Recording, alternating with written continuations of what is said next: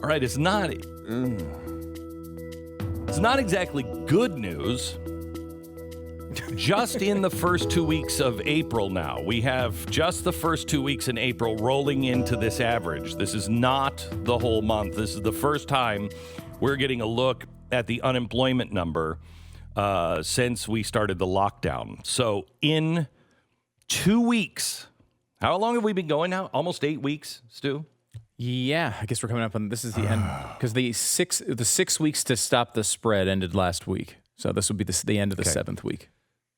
All right, so we only have 2 of those 7 weeks, and it's still getting worse.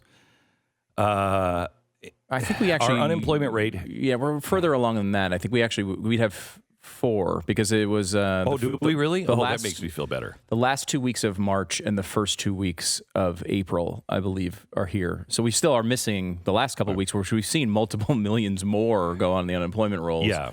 But yes, sorry, go ahead. So we have lost 20 million jobs. 20.8 million jobs have been lost.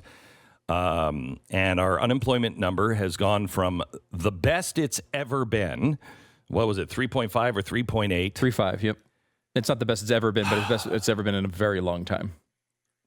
To the worst we have seen in quite some time. We're at now 14.6. I don't have it in front of me. 14.7. 14.8, 14.7. Everything but the 14.7. So it doesn't get any better than that. Yeah, exactly. 14.7. The worst, clearly the worst it's been in a very, very, the worst it's... Since the Depression. Since the Depression, for sure. And, when they talk about speed, here is another issue. The worst in the Great Recession for 1 month was a loss of 800,000 jobs. The worst of all time, record of all time, was September 1945. And that was a loss of 2 million. We lost 20... No, wait. Mm-hmm. Let me put this into perspective. Sure. That last one that was so bad was actually very good because we were laying people off because we could stop making tanks. Right, yep. Mm-hmm. And when we stopped making tanks and ships and airplanes, all right, we were manufacturing an entire war machine for the world. And that month, when the war was over, we only lost 2 million jobs. This, in a month, we have lost 20 million, 10 times the amount. Mm-hmm. And we haven't stopped fighting a war.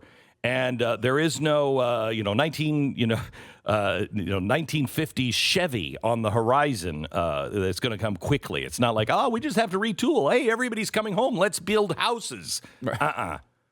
Yeah, so this one's really bad. You do have some of these jobs that hopefully snap back. I'll tell you, I only went out for 4 meals last weekend because I thought you were crazy.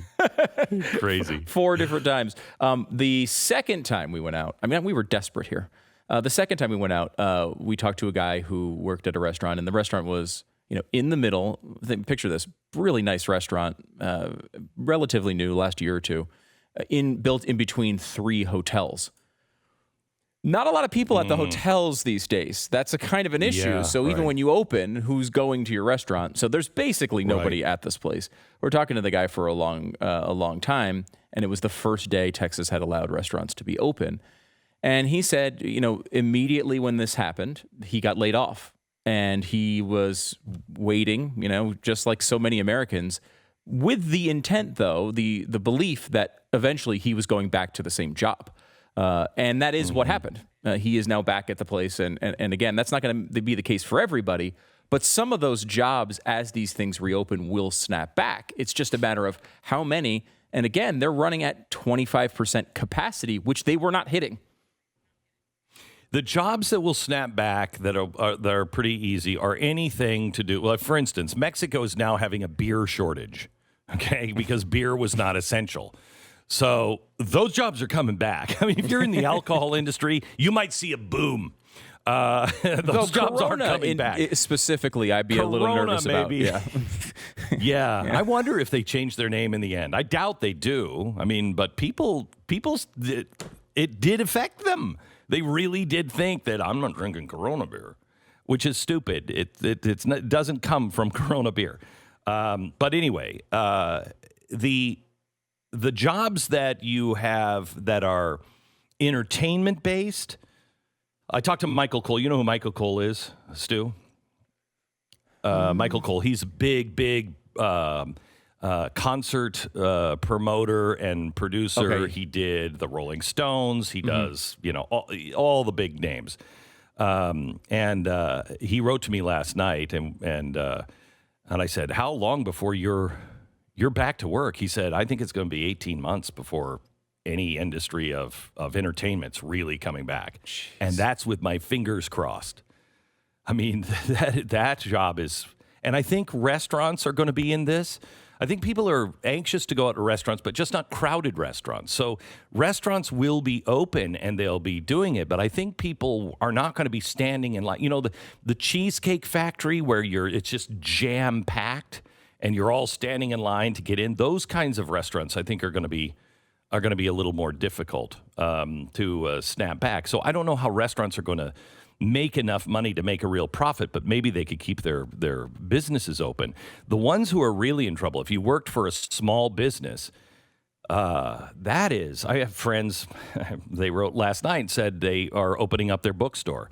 And they said, they've got this little bookstore in Indiana, and they're just great people. And they said, we opened it up, and the first day, all of our friends came in and bought a book, and all of our, loyal customers, they all bought a book.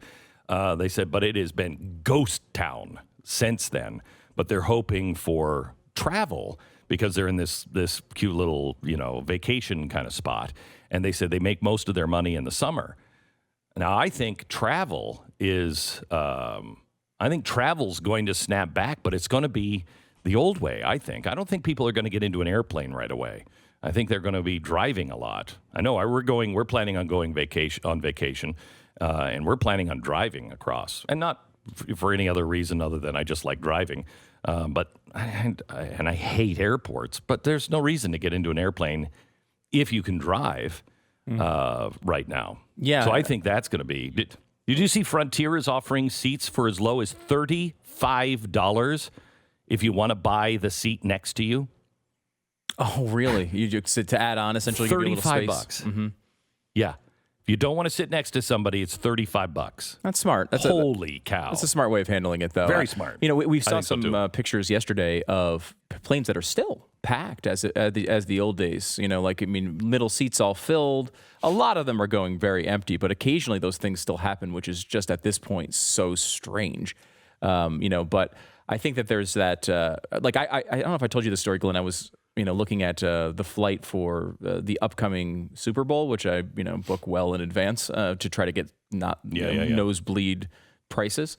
And I thought this time, I can really get hooked up. This is going to be like $12 to go to Tampa in February, if this game even occurs, which they did announce the schedule last night, and they're supposedly keeping it on schedule for the moment.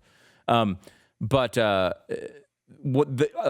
happened that I've literally never seen in my entire life. I doubt anybody in this audience has ever seen it. Maybe if you're a frequent business traveler, you've seen it. Never seen it before. The first class ticket was less expensive than the coach ticket. I have no explanation as to why that occurred. Maybe it was a computer error, or maybe just people are just not buying that type of seat at all. But I was like, first class at Super Bowl. Screw that. I'm doing it. Wow. And the good thing that's is, not going to last. No, I know. It's not. If you're smart, well, if you're risky, you could. I wonder if you could buy a bunch of those first class seats and then resell them if things go normally and everybody's trying to get to the Super Bowl. You've got a whole bunch of first class seats that you could charge nosebleed prices for. StubHub for airline tickets? I don't know if that exactly exists, right. but yes. I like it. I'm going to go for it. Yes. It's a good idea. Why not? Is it illegal to do that? I don't think you can do it because of all the security stuff about because seats. security. Yeah, you're right. It's a great idea, though. I like the way you're working the system. Damn Al-Qaeda. I could have been a rich man. I could have been somebody. They will, by the way, give you an opportunity. You can change flights right now. Again, I don't know if anybody else is in this world. I always think of these situations and try to figure out ways to what's the best? Is there any way to take advantage of this situation in some long-term thing that like no one's thinking of? And I was like, flights. It would be interesting. If you go on and you book a flight right now, at least I know it's American and I think a bunch of other airlines until May 31st, you can change it. You can change any of the times for no cost. So you have to look at obviously all the details and your airline, your area. But I thought that was interesting in that like if you're planning a vacation, you're like, I don't know, is it going to happen in August? It might be worth just booking the flights. Wow. And you can always change them later. The prices are cheap.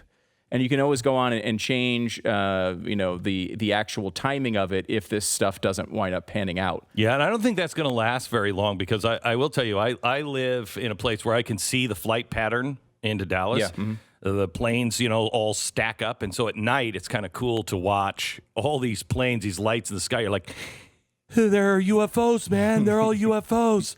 They're all lining up, and you can see them kind of coming in for the flight pattern.